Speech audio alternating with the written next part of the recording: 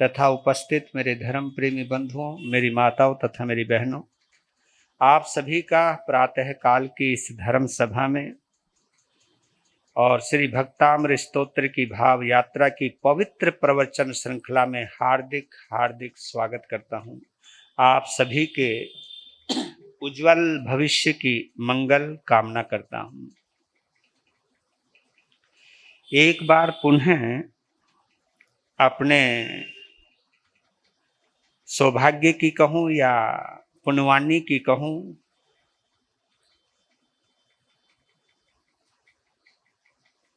अनुमोदना करते हैं,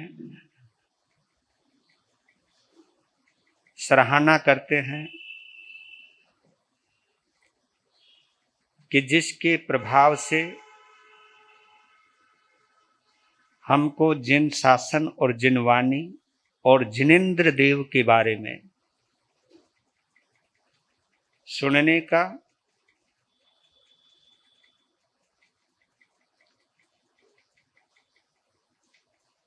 भावों के जरिए उनका अनुभव करने का, एहसास करने का, थोड़ा बहुत जो भी हम पुरुषार्थ कर पाते हैं, ये पुण्यवानी है हमारी। और इस पुण्यवानी की हमें अनुमोदना करनी चाहिए और भावों से करनी चाहिए।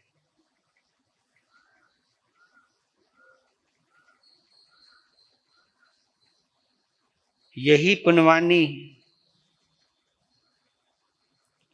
हमारे जीवन को सार्थक करती है। हमको जो सुनने की शक्ति मिली है उसे सार्थक करती है। हमें देखने की जो पावर मिली है उसे सार्थक करती है।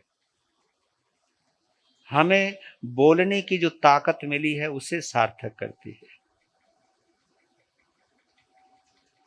और मन मस्तिष्क के अंदर इसके प्रति जो थोड़ा बहुत रुझान है उसको सार्थक करती है। यही अर्थपूर्ण है, बात की तो सब व्यर्थ है।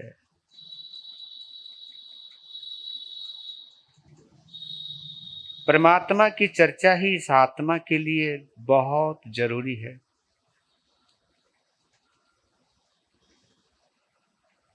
और आज के श्लोक में, चौथे श्लोक में, मन तो करता है एक एक श्लोक पर दो दो दिन बोले, लेकिन समय कहता है, या क्योंकि मेरे 28 दिन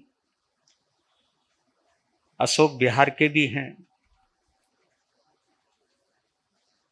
उत्तराध्ययन सूत्र की वाचना के, तो उसी के हिसाब से चल रहे हैं कि कोई चीज शुरू करे वो पूरा हो जाए तो अच्छा है।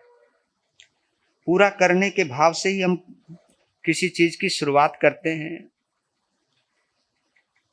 होता है या नहीं होता है ये वक्त के ऊपर रहता है, पर लेकिन भाव तो यही रहते हैं। तो आज के श्लोक में हम थोड़ा सा प्रवेश करें उससे पहले दो पंक्तियां गुनगुना लेते। मुझे रास आ गया है,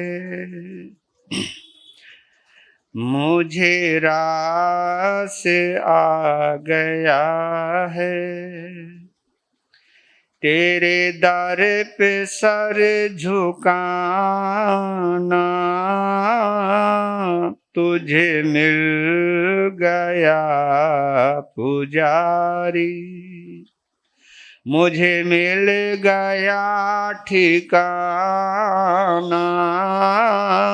तुझे मिल गया पुजारी, मुझे मिल गया ठिकाना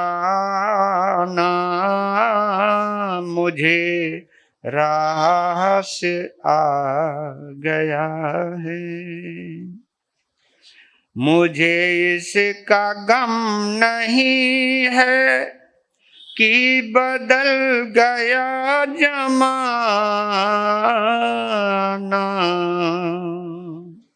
मुझे इसका गम नहीं है कि बदल गया जमाना। मेरी जिंदगी के मालिक, मेरी जिंदगी के मालिक, कहीं तुम बदल न जाना। मुझे रास आ गया है, मुझे रास आ गया है, तेरे दर पे सर झुकाना। तुझे मिल गया पुजारी, मुझे मिल गया ठिकाना, मुझे रास आ गया है। मेरा सर वो सर नहीं है कि रख दूं कभी उठा लूं। मेरा सर वो सर नहीं है कि रख दूं कभी उठा लूं। जब सर को रख दिया है, जब सर को रख दिया है, आता नहीं उठाना। मुझे रास आ गया है, मुझे रास आ गया है, तेरे दर पे सर झुकाना। तुझे मिल गया पुजारी, मुझे मिल गया ठिकाना, मुझे रास आ गया है। मेरे आरज़ू है इतनी, हरदम रहो मेरे आगे। मेरी आरज़ू है इतनी, हरदम रहो मेरे आगे। अभी सांस चल रही है, अभी सांस चल रही हैं, कहीं तुम चले न जाना। मुझे रास आ गया है, तेरे दर पे सर झुकाना। तुझे मिल गया पुजारी, मुझे मिल गया ठिकाना, मुझे रास आ गया है। तेरे बंदगी से पहले मुझे कौन जानता था, तेरी बंदगी से पहले मुझे कौन जानता था। तेरी याद ने बना दे, तेरी याद ने बना दी मेरी जिंदगी नगीना। मुझे रास आ गया है, मुझे रास आ गया है, तेरे दर पे सर झुकाना। तुझे मिल गया पुजारी, मुझे मिल गया ठिकाना, मुझे रास आ गया है। बहुत नसीब वाले होते हैं वो जिनको भक्ति रास आती है।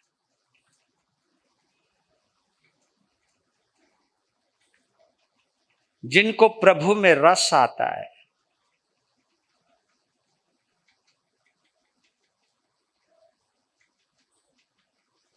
जिनको प्रभु को पाने की प्यास जागती है।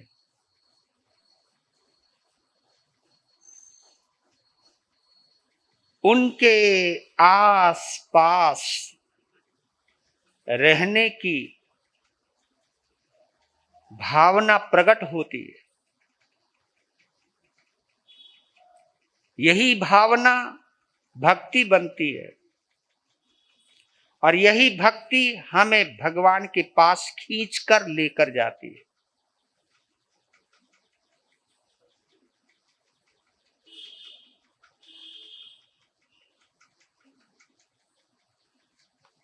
भक्ति की ही ताकत है जो भक्त को भगवान से मिलाती है। भक्ति से ही व्यक्ति भक्त बनता है। जब वो अपनी पहचान केवल भक्त करता है या भक्त के रूप में अपनी पहचान को बनाता है, एक ही इच्छा होती है कि मुझे किसी और नाम से ना जाना जाए, मुझे सिर्फ एक भक्त के रूप में जाना जाए। ये जब तड़प पैदा होती है तो कहते कि भगवान भी उसके करीब आने लगता है। ये जो 3-4 त्रिपुटी है, ये त्रय त्रिपुटी, भक्ति भक्त भगवान,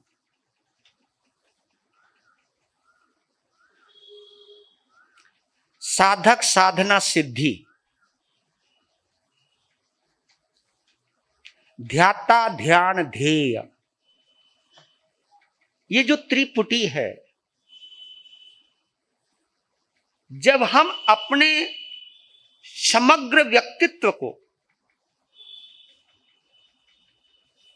व्यक्तित्व जो भी हम अपनी पर्सनैलिटी बनाना चाहते हैं, अपने समग्र व्यक्तित्व को कहूं या समग्र अस्तित्व को कहूं, जब इन्हीं में पिरो देता है, इन्हीं से जोड़ देता है, क्योंकि ऐसे ही त्रिलोकीनाथ मन मंदिर में नहीं आते। एक पुकार चाहिए। पुकार में केवल उसके अलावा कुछ नहीं चाहिए। और शायद उन्हीं भावों को आचार्य मानतुंग चौथे श्लोक में प्रकट कर रहे हैं।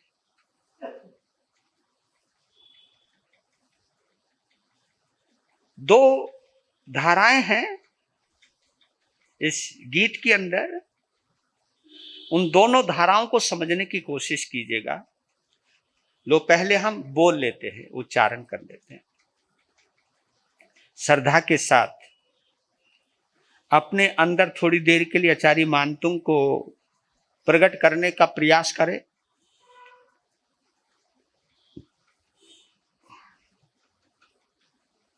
वक्तुम गुणान गुण समुद्र शशांक कांता कस्ते क्षमः सुर गुरु प्रतिमोपि बुद्ध्या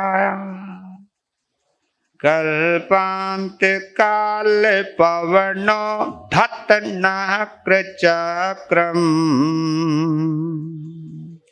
को वा तरे तुमल मम्बो निधिम भुजाभ्याम को वा तरे तुमल मम्बो निधिम भुजाभ्याम। वक्तुम गुणान गुण समुद्र शशांक कांतान कस्ते क्षमः सुरगुरु प्रतिमोपि बुद्धिया कल्पांत काल पवनोधत्त नक्र चक्रम कोवा तरी तुमल मंबु निधिम भुजाभ्याम। इसको 4 लाइनों में हिंदी में समझ लेते हैं, फिर थोड़ी सी इसी व्याख्या करते हैं। प्रलय काल के, प्रलय काल जब आएगी, अभी तो हम प्रलय काल के छोटे मोटे एहसास होते हैं हमको अभी अभी, लेकिन जब प्रलय काल आएगी, जब पंचम आरे का एंड होने वाला होगा या आखिरी दिन होगा, उस समय प्रलय काल का जो विभत्स रूप है, भयानक रूप है, जो शास्त्रों में आगमों में वर्णित है और भगवान ने निर्वाण होने से पहले जब बताया था कि पंचम आरे का एंड किस तरह होगा, छठे की शुरुआत कैसे होगी, फिर उत्सर्पणी काल का प्रारंभ कैसे होगा, ये सब वर्णन किया है। तो ये प्रलय काल, जब प्रलय आती है सब कुछ खत्म होने लगता है उस समय, और इसका कनेक्शन जल वायु तूफान से जुड़ा हुआ है। प्रलय काल के तीव्र पवन से,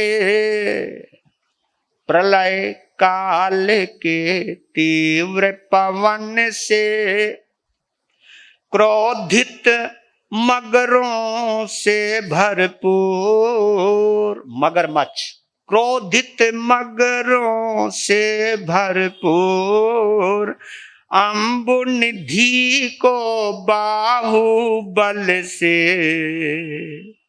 पार करे ना कोई शूर।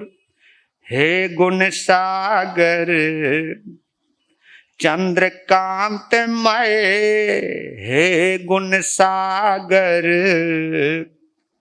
चंद्रकांतमय, तेरा रूप है आभावान, बृहस्पति सम बुद्धिमान भी कर न सके महिमा का बखान, बृहस्पति सम बुद्धिमान भी कर न सके महिमा का बखान। इसमें इन 4 लाइनों में उन 4 लाइनों का भाव समाहित है। शुरुआत तो यहां हुई है कि वक्तुम गुणान गुण समुद्र शशांक कांतान कस्ते समय सुरगुरु प्रतिमोपि बुद्धिया। वक्तुम कहते हैं कहने के लिए, वर्णन करने के लिए, आपके बारे में बताने के लिए, आपके संबंध में कुछ कहने के लिए। वक्तुम यानी कहने के लिए या कहने को, बताने को।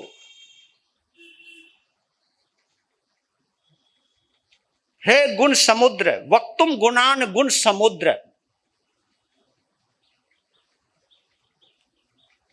भगवान आदिनाथ को गुण समुद्र कहा है। समुद्र 2 प्रकार के होते हैं, एक गुण समुद्र होता है, एक लवण समुद्र होता है। गुण समुद्र की उपमा क्षीर सागर से दी है, जो कि हम देख नहीं पाते क्योंकि वो 2.5 दीप में है नहीं। क्षीर सागर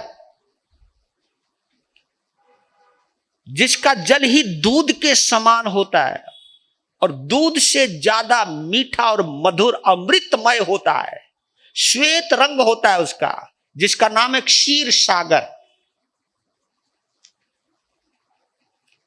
जिसके जल से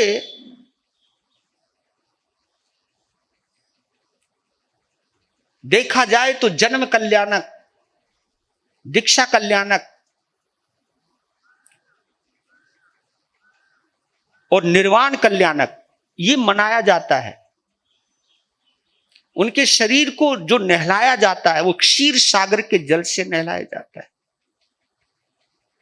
इतना मधुरतम होता है, हम और तुम उसकी अभी कल्पना नहीं कर सकते, क्योंकि हम कल्पना केवल उतनी कर सकते हैं जो हम जानते हैं या जो हमने नजारा लिया है, बस। उससे ज्यादा कहां तक जाओगे आप? कल्पना की भी तो एक सीमा है, हमारे मस्तिष्क की भी तो एक सीमा है। आप उसके आगे कहां जाओगे? क्योंकि ऊपर से दर्शनावरणीय और ज्ञानावरणीय का कर्म का भी तो आवरण है, उसके आगे सोचोगे कैसे? नहीं सोच सकते हम। बड़े से बड़े बोलने को बोल देते, जहां ना पहुंचे रवि वहां पहुंचे कवि, पर लेकिन कितना पहुंचेगा वो? उसकी भी अपनी एक सीमा है। और यहां पर तो ये भी कहा गया है कि आपको मतलब सर्वज्ञ भी, सर्वज्ञ का, गौर कीजिएगा, एक इस लाइन को समझिएगा, सर्वज्ञ भी सर्वज्ञ का वर्णन नहीं कर सकता। सर्वज्ञ भी वर्णन नहीं कर सकता। क्यों जी? क्योंकि वर्णन जो होता है वो कथनात्मक होता है, और कथन शब्दों से जुड़ा हुआ रहता है, और शब्द सीमित होते हैं, असीमित नहीं होते। शब्दों की अपनी एक सीमा है,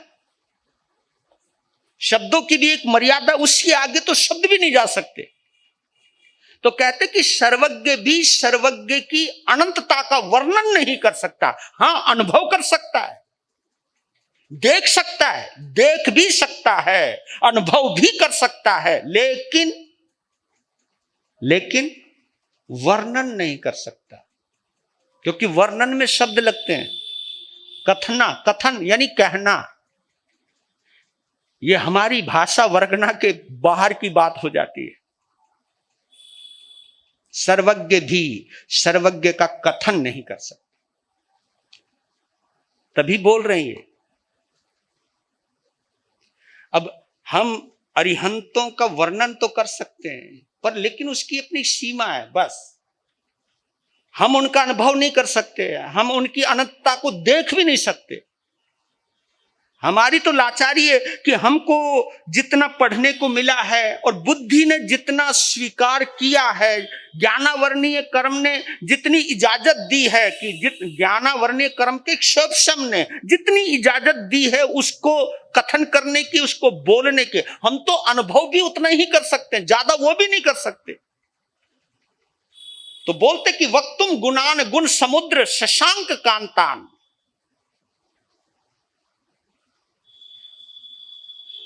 उपमाएं दी हैं, यहां पर चंद्रमा से उपमा दी है, शशिकांत, शशिकांति, चंद्रकांति।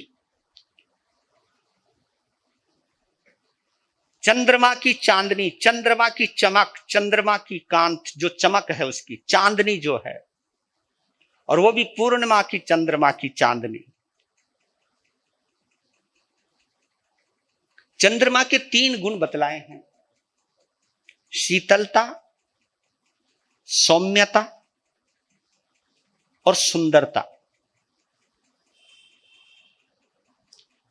ये तीनों चीजों को समझना, क्योंकि यहां अगर आचार्य मानतू अपने आराध्य प्रभु आदिनाथ भगवान को बोल रहे हैं शशिकांतान, शशिकांति से युक्त, शशिकांति वाले, चंद्रकांति वाले, तो कोई ना कोई बात तो है। शब्द शास्त्री हैं, ठीक है, वो उनके पारंगत तो हैं वो, पर लेकिन कोई ना कोई वजह तो है। शब्द जो चुने हैं उनके व्यक्तित्व के लिए, तो कोई ना कोई वजह तो है। तो चंद्रमा के 3 गुण बतलाए। सबसे पहले शीतलता।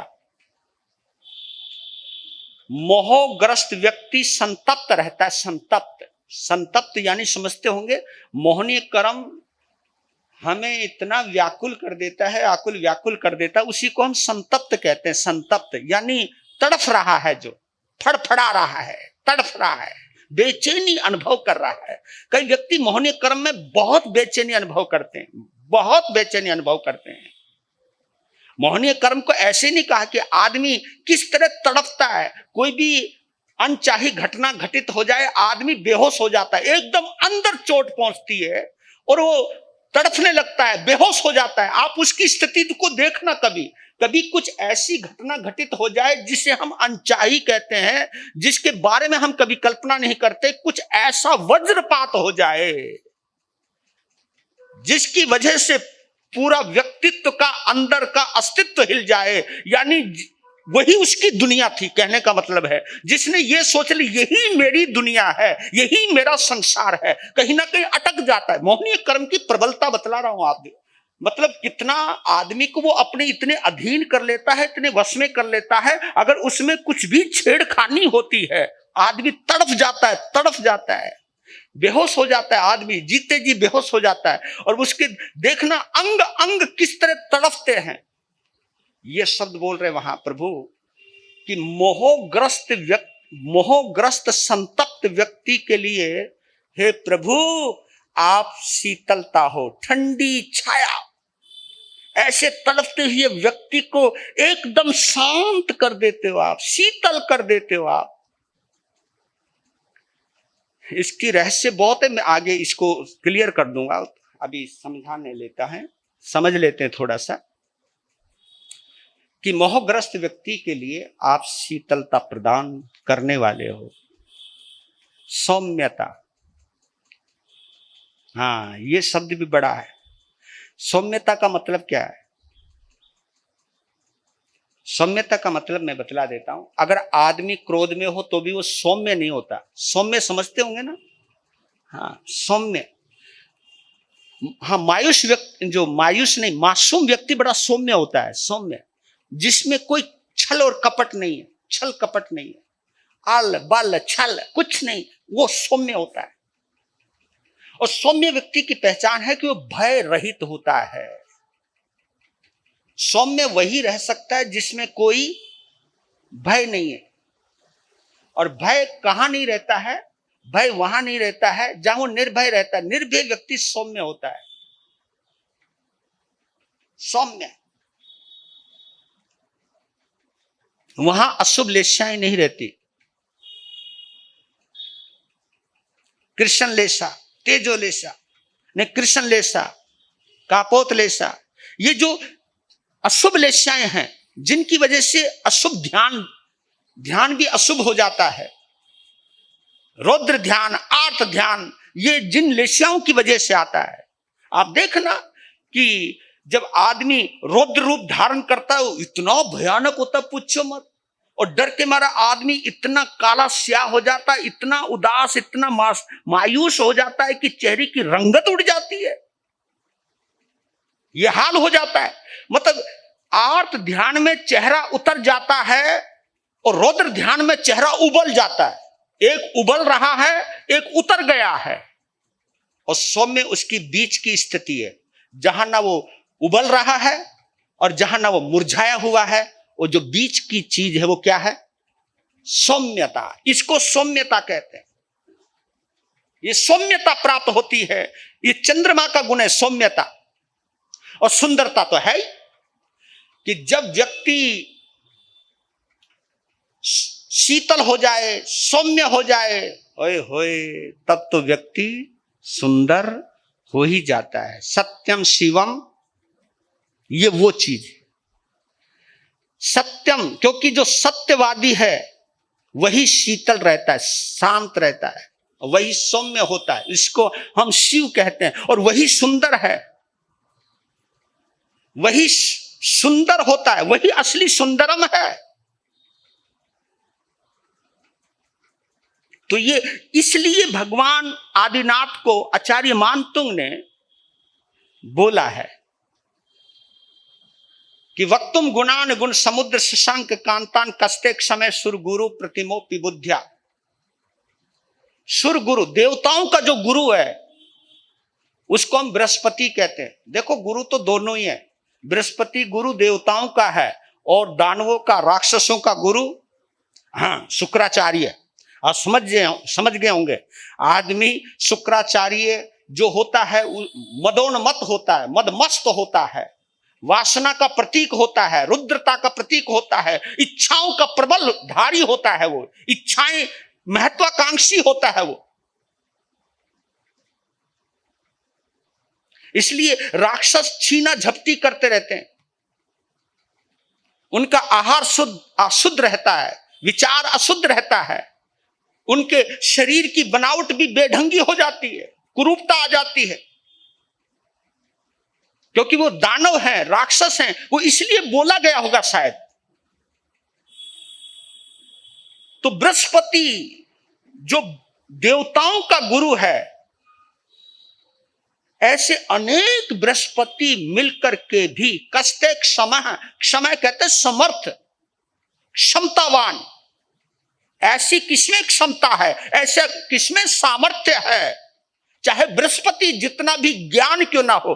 क्यों बोला है बृहस्पति को? बृहस्पति देवताओं का गुरु है और देवताओं के पास अवधि ज्ञान है, उनके पास वर्णन करने की अद्भुत क्षमता है। लेकिन फिर भी हे प्रभु, आपका वर्णन, आपके अस्तित्व, आपके व्यक्तित्व, आपके आत्मिक सौंदर्य का वो अनुभव तो कर सकते हैं, लेकिन फिर भी आपका वर्णन नहीं कर सकते।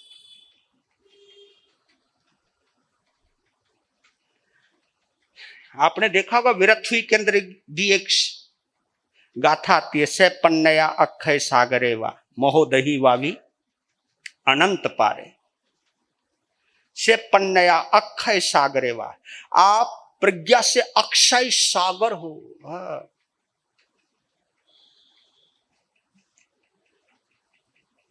आप महोदधी हो, महोदधी, अनंत गुणों के सागर हो आप।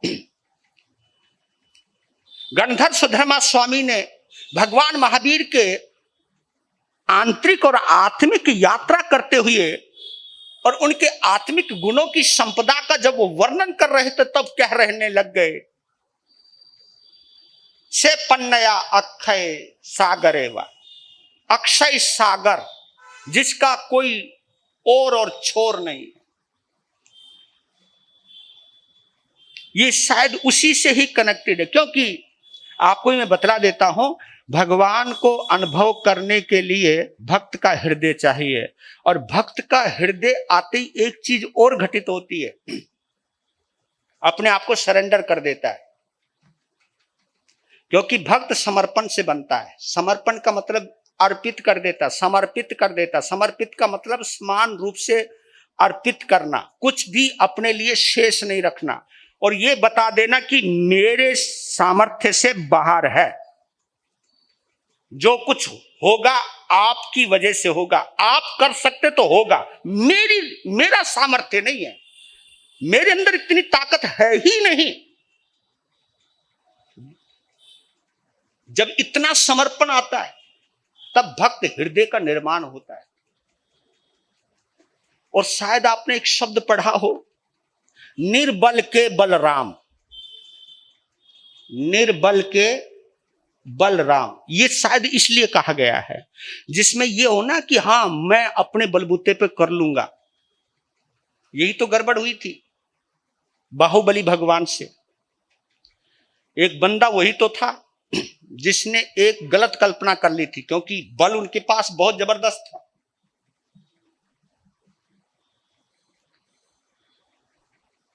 एक चीज ये कर ली, क्योंकि जब वैराग्य तो हुआ युद्ध के मैदान में, जाना था भगवान आदिनाथ के चरणों में, चले गए जंगल में। गए इसलिए नहीं भगवान आदिनाथ के चरणों में, देखिए वहां सब कुछ छोड़ भी रहे हैं। युद्ध के मैदान में जो हाथ बड़े भाई को मारने के लिए उठा था, वही हाथ सिर के ऊपर गया है, और उसी हाथ ने केश लुंचन भी किया है, वैराग्य भी आया है। कि क्या धिक्कार है, एक राज्य के लिए अपने बड़े भाई के साथ तू मुष्टि का प्रहार कर रहा है, धिक्कार है, मर जा डूब के। ये भाव जगे तो वो हाथ ऊपर ही रह गए। उन्हीं हाथों ने केश लुंचन भी किया है, उन्हीं हाथों ने सब कुछ उतारा भी है, छोड़ा भी है, चले गए जंगलों के अंदर, लेकिन जाना था उनको भगवान आदिनाथ के पास, लेकिन वहां नहीं गए। मन में एक चीज रह गई कि वहां जाऊंगा तो जो मेरे से छोटे 98 ब्रदर्स हैं, 98 मेरे भाई हैं जो छोटे हैं, जाते ही मुझे उनके चरणों में, क्योंकि दुनिया में वो बड़ा होता है जो पहले आता है, और इस आध्यात्मिक दुनिया में वो बड़ा होता है जो पहले छोड़ता है। बस इतना ही है। जहां मां के पेट को पहले छोड़ता है दुनिया में वो बड़ा होता है, और आध्यात्मिक दुनिया में जो घर को पहले छोड़ता है वो पहले बड़ा। बात तो घर से ही जुड़ी हुई है। वहां पर भी वही बड़ा कहता है जो मां का पेट पहले छोड़ता है, वो बड़ा कहलाता है। और आध्यात्मिक दुनिया में, धर्म की दुनिया में वो बड़ा होता है जो पहले घर को छोड़ता है। घर दोनों ही है। एक मां का पेट का भी एक घर ही तो है, जहां उसने जीवन प्राप्त किया है, जहां उसने अपने पूरे शरीर को बनाया है, इंद्रियों को निर्मित किया है, 6 प्राप्ति युक्त शरीर बना है उसका। तो वो भी उसका घर है जहां निर्माण हुआ है उसका, और वो भी घर है जहां उसके सपनों का निर्माण हुआ है। मैं घर ऐसा बनाऊंगा, ऐसा बनाऊंगा, यहां बेड सजाऊंगा, यहां ये करूंगा, ये दुकान बनाऊंगा, व्यापार बढ़ाऊंगा। ये भी तो उसका संसार है, बाहर का संसार है। लेकिन उस संसार को जब वो छोड़ता है, हमारे यहां वो बड़ा होता है। जो घर को छोड़कर आता है वो बड़ा होता है। जो बाद में छोड़ता है, चाहे वो कितना भी बड़ा क्यों ना हो, वो उसके आगे छोटा हो जाता है। यानी पुत्र पहले घर छोड़े और पिता बाद में घर छोड़े, तो हमारे यहां कौन बड़ा? पुत्र बड़ा।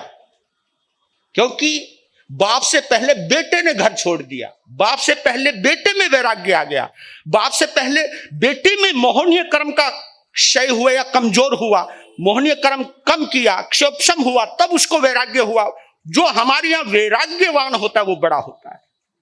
तब ये सोचा कि वहां मैं भरत के आगे तो झुक सकता हूं, लेकिन उन 98 के आगे भी झुकना ना ना ना। मैं एक काम करके दिखाता हूं। जय हो। एक काम करके दिखाता हूं। मैं अपने बलबूते पर केवल ज्ञानी बन के दिखाता हूं, और केवल ज्ञानी बनकर फिर जाऊंगा, क्योंकि उन्हें मालूम है केवल ज्ञानी को किसी के आगे झुकने की। जबकि ये कहते कि बिना झुके केवल ज्ञान भी मिलता नहीं। बंदर ने ये सोच लिया, क्योंकि बाहुबली वो ये सोचते थे कि मैं अपनी बाजुओं के बल पर, यहां पर वही है, कोवा तरी तुमल मम्बु निधिम भुजाभ्याम। समुद्र को भुजाओं के बल पर नहीं पार किया जा सकता, और खास तौर पर उस समुद्र को जिस समुद्र के अंदर लहरें उठ रही हैं, प्रलय काल, यानी जिनको सुनामी लहरें बोलते हैं, उनको सुनामी। जब कहीं भूकंप आता है तो पानी कई 100 मीटर ऊपर उछलता है, क्योंकि सब कुछ हिलता है तो पानी उछाले मारता है। और कभी भी देख लेना, अगर आपने भरा हुआ पतीला उठा रखा और उसको यूं यूं हिला दिया तो पानी उछलता है, गिरता है।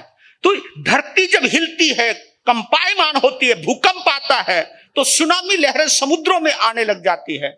जहां सुनामी लहरें उठ रही हों, और जिस समुद्र के अंदर बड़े बड़े मगरमच्छ, व्हेल जैसी मछली, विशालकाय जल जंतु मुंह फाड़े खड़े हों, और आदमी यूं उछल रहा हो, पत्ते की तरह उछल रहा हो, ऐसे भयानक रौद्र समुद्र को कोई क्या अपनी भुजाओं से पार कर सकता है? नहीं कर सकता। तो उपमाएं जरूर दी है। इसका एग्जाम्पल मानो मैं समुद्र का क्यों दिया। एक तरफ चंद्रकांति है, एक तरफ प्रलय काल से प्रचंड समुद्र का जिक्र है, जिसमें नक्र चक्र, जहां चक्र है भंवर, भंवर बहुत जबरदस्त भंवर होते हैं। जब चारों तरफ से भंवर आता है और ऊपर से मगरमच्छ जो भयानक दांत हैं, जिनका मुखाग्र इतना भयानक दृश्य है, जहां मौत मुंह सामने बाएं खड़ी हुई हो, इतने भयानक समुद्र के अंदर कोई अपनी बाजुओं से कैसे पार कर सकता है? ये जो भयानक समुद्र का वर्णन है, ये मोह सागर है। हाँ, क्या है ये? हाँ, आपको बतलाऊं, ये लवण समुद्र, कालोदधी समुद्र, ये तो शायद जमीन का हिस्सा है, लेकिन मोह समुद्र को आप जानते हो? ये वो समुद्र है जिसके अंदर तीनों लोग डूबे हुए हैं। हाँ, 4 गति 84 लाख जीवा योनि इसी समुद्र के अंदर है। हम भी बीच में पड़े हुए हैं, प्रवचन का आनंद ले रहे हैं, लेकिन ये नहीं मालूम समुद्र के बीच में हम भी बैठे हुए हैं। ये तो अच्छा अभी तूफान नहीं चल रहा है, थोड़ा बहुत तुम्हारा तूफान शांत हुआ होगा, आ गए आप लोग यहाँ, है ना, घर में सब कुछ ठीक ठाक है इसलिए आ गए आप। लेकिन ये तूफान उठने में कोई देरी नहीं लगती। बड़ी गजब की बात कही एक लाइन के अंदर, घर कारागृह, घर कारागृह वनिता बेड़ी परिजन है रखवारे। ये जो हमारा घर है ये किसी कैद खाने से कम नहीं है, कारागृह है ये। हाँ, वनिता बेड़ी, बुरा मत मानना, ये तुम्हारे लिए बोल दिया। वनिता पत्नी को, स्त्री को कहते हैं, ये बेड़ी है। और परिजन है रखवारे, जितने भी हमारे परिवार के जन हैं सब रखवारे। क्या गजब की निगरानी रहती है, कमाल हो जाता है। बंदा गया प्रवचन सुनने, 2 घंटे में नहीं आया तो फोन आ जाता है, बस बंदा आया क्यों नहीं अभी तक? बस थोड़ी देर पेरोल पर छोड़ा था बंदे को। ये पेरोल पर आए हुए लोग हैं, पेरोल तो समझते होंगे ना, पेरोल पे आए हुए लोग हैं भैया। पेरोल उसको कहते कि बस इतने दिन की छुट्टी, बाद में चुपचाप आ जाइए। तुम लोग भी कहते हो, जब कहते हो कि प्रवचन सुनने जाना, अच्छा चला जा, पर इतनी देर में वापस आ जाइए। फिर भाई दुकान भी खोलनी है, फैक्ट्री भी चलानी, भाई ऑफिस में भी जाना है, आ जाइए इतनी देर में। हाँ आ जाऊंगा, टेंशन ना ले। और बंदा अगर वक्त पे चला गया तो उन्हें को कोई एतराज नहीं, भाई कितने बार आओ कितने बार जाओ, पर हमारा काम है, रुकना नहीं चाहिए। एक बार तो गजब हो गया भाई, एक बंदा आया हमारे से बोला, साथ में उसका लड़का था, कहा कि गुरु महाराज इसको समझाओ, इसका दिमाग खराब हो गया। मैं सोचा पता नहीं किसी लवर लवरी के चक्कर में पड़ गए होंगे, कोई और चक्कर होगा इनका, कोई हो जाता है चक्कर, तो कई कई चक्कर होते हैं भाई। नुके जी इसका दिमाग खराब हो गया, इसको समझाओ। मैंने बोला क्या हुआ? नुके जी ये दीक्षा लेना चाहे। मैंने कहा बोले या तो ऑलरेडी दिमाग खराब है, या तो ऑलरेडी दिमाग खराब, अब तू गलत जगह लिया है इसको, अब मैं इसे क्या समझाऊंगा? मैं तो खुद ही, अगर तेरी नजरों में इसका दिमाग खराब हो चुका है तो खराब हो रहा है, मेरा तो दिमाग खराब हो चुका, मैं तो कर चुका काम ना, अब मैं इसको क्या समझाऊं? पर ये भी नहीं समझते कि किसके पास जाकर के क्या बात।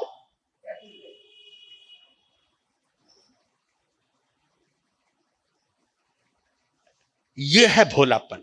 भोलापन तो क्या कह सकते, हाँ भोलापन ही कहूंगा, जिसके सामने जो बात नहीं कहनी चाहिए वो भी। अब ये बताओ, अगर तुम आकर के हमारे सामने ये कहने लगे, गुरु महाराज हमारी दुकान नहीं चलती, लड़की जवान हो गई, अब बताओ मैं क्या करूंगा? मैं क्या करूं भाई? दुकान तो हम अपनी छोड़ के बैठे, अब तुम्हारी चलाऊं? मत अटपटी बातें। और ये बताओ ये बातें कौन करवाता है? ये आपका मोहनीय कर्म करवाता है। अगर बोध होना किसके सामने क्या बात करनी है। अब बताओ, सुनार की दुकान पर जाकर के तुम रसगुल्ले की मांग करने लगो तो है ना पागलपंती। भाई जिसका काम है उसके पास जाके वही काम करो ना, वो मांगो। वस्तु वही मांगो जिसकी दुकान में जो लेने आए हो उसी दुकान पर जाओ, वही चीज मांगो, वो चीज मत मांगो। मांगो कुछ, दुकानदार कोई, ऐसा नहीं। तो आप ये समझ नहीं ना, कहते कि घर कारागृह, पैरोल पर छोटे हुए कैदी हैं। ये मोह सागर बड़ा जबरदस्त है रे, बहुत जबरदस्त है। एक तरफ है प्रभु आप गुणों के सागर, और कहा मैं मोह के सागर में निमग्न। क्योंकि आप याद कर लेना, प्रभु की याद आपको कब आएगी? जब घर की याद तो मिटे, दुकान की याद तो मिटे, लेन देन तो मिटे।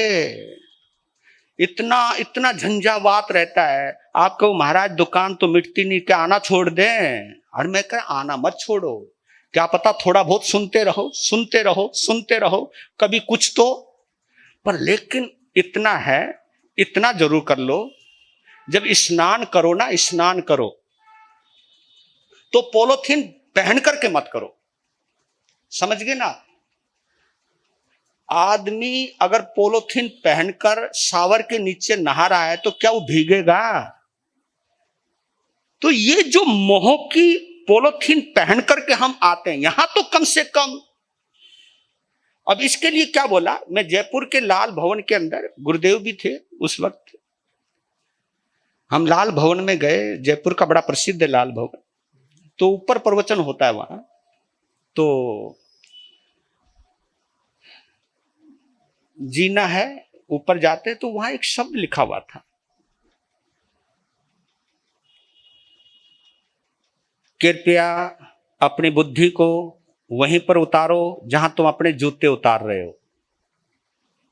पहली बार पता चला कि ये बुद्धि कितनी गजब की है और इसका स्थान कहां पर है। देखिए, बुद्धि दुकान के काम आती है, बुद्धि व्यापार के काम आती है, लेकिन बुद्धि धर्म के काम नहीं आती। बुद्धि प्रेम में काम नहीं आती, प्यार में काम नहीं आती। कई लोग, मेरी माताएं, मेरी बहनें इस चीज से परेशान है कि आज का आदमी अपना ऑफिस अपने घर में ही उठा के लिया हुआ है। आजकल तो वर्क फ्रॉम होम है, आजकल तो कोरोना ने क्या करवा दिया, वर्क फ्रॉम, घर से ही काम, घर से ही ऑफिस चलाने लग गए। इसलिए घर से ऑफिस चलने लग जाएगा तो घर बचेगा कैसे? तो आप ये देखिए, जब आदमी बाजार की चिंताएं, ऑफिस की चिंताएं घर में लेकर के आने लग जाएगा तो फिर घर वालों को टाइम क्या देगा? तो कहते कि व्यापार बाजार में करो। बुद्धि का व्यापार का संबंध है, बुद्धि और व्यापार एक साथ है, प्रेम और घर एक साथ है। तो घर में प्रेम और प्यार से रहा जा सकता है। तो इसलिए कहते कि मिक्स नहीं करना, भक्ति के अंदर संसार को नहीं लाना। संसार को अगर तुम भक्ति में लेकर के आ जाओगे या भक्ति के माध्यम से संसार की इच्छाओं की पूर्ति का कोई ना कोई साधन ढूंढने लग जाओगे तो आप भक्ति का आनंद नहीं ले पाओगे। क्योंकि भक्ति का मतलब है भगवान से मिलने की तड़प, ना कि भगवान से कुछ पाने की चाहत। केवल भगवान को पाने की चाहत ही भक्ति कहलाती है। भगवान से कुछ पाने की चाहत ये स्वार्थ कहलाता है। ये निष्काम भक्ति नहीं, ये स्वार्थपूर्ण भक्ति कहलाती है। तो अगर आप भक्ति का आनंद चाहते हो, इसलिए बोला कि इस लवण समुद्र को पार करना तो शायद आसान है, लेकिन ये मोह सागर को पार करना बहुत मुश्किल है। और भगवान के गुण सागर में निमग्न होने के लिए आपको बताऊं, एक आश्चर्य बताया। अब इसको मैं थोड़ा सा इस तरह समझा दूं, टाइम तो आपका हो गया है। एक ने कहा जी आजकल मंदिर बहुत हो गए, धर्म स्थान भी बहुत हो गए, भक्त भी बहुत हो गए, धर्म ध्यान भी बहुत हो रहा है, लेकिन जी बंदा शांत नहीं हो रहा। शांत क्यों नहीं हो रहा?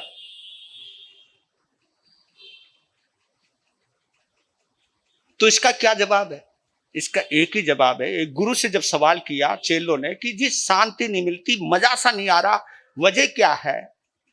कहा कि चल ऐसा करो, एक शराब का घड़ा लेके आओ। शराब का घड़ा लेके आ गए। उन्होंने कहा चलो एक एक घूंट पियो, घूंट पियो, पीना है, करना कुछ नहीं, अंदर नहीं उतारनी, मुंह में रखना है। सबने मुंह में रख ली, कहा कि अब इसे थूक दो, अब बताओ कितना नशा हुआ। क्योंकि जी नशा शराब को रखने से कोई होता है? नशा शराब को अनुभव है आपका? बहुत अच्छी बात। नशा पीने से होता है।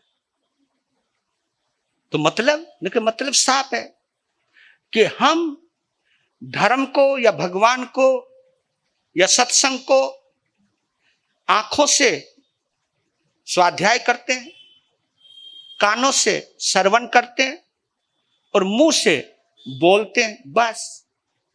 कनेक्शन कहां खराब हो गया? इन आंखों का संबंध, इन कानों का संबंध, इस वाणी का संबंध हृदय से होना चाहिए था। अंदर से कनेक्शन जुड़ा ही नहीं, और जब तक अंदर से कनेक्शन नहीं जुड़ेगा तो उसका प्रभाव, क्योंकि नशा तो मेरे भैया मीरा को भी हुआ था, चंदन बाला को भी हुआ था, गौतम स्वामी को भी हुआ था। वो नशा कब होगा हमारे अंदर? वो नशा जिस नशे ने कर्मों का नाश कर दिया, क्योंकि हम तो वो नशा करते हैं जो हमारे सम्मान का, हमारी पद का, हमारी प्रतिष्ठा का, हमारी धन और दौलत इज्जतमान का नाश करता है। लेकिन ये वो नशा है जो हमारे कर्मों का नाश करता है। तो समय आपका हुआ।